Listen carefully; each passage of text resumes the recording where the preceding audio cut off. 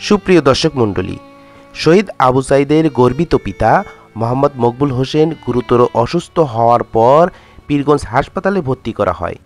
এরপর তাকে রংপুর সম্মিলিত সামরিক হাসপাতালে ভর্তি করা হয়, কিন্তু তার অবস্থা আরও খারাপ হওয়ার কারণে পরবর্তীতে ঢাকা সম্মিলিত সামরিক হাসপাতালে হেলিকপ্টার যোগে নিয়ে যাওয়া হয়।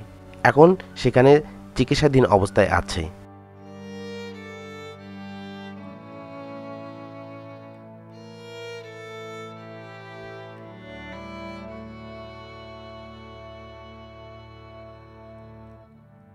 যারা শহীদ আবু সাঈদকে ভালোবাসেন তারা অবশ্যই শহীদ আবু সাঈদের বাবাকেও ভালোবাসেন।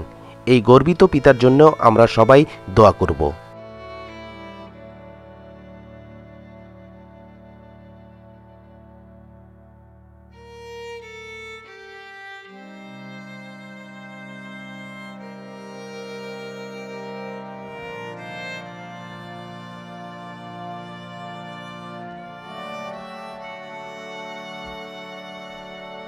প্রথমে জ্বর এবং পেটের পীড়ার কারণে হাসপাতালে ভর্তি হলেও পরবর্তীতে জানা যায় যে শহীদ আবু সাঈদের পিতা মোহাম্মদ মকবুল হোসেন হৃদরোগে ভুগছেন।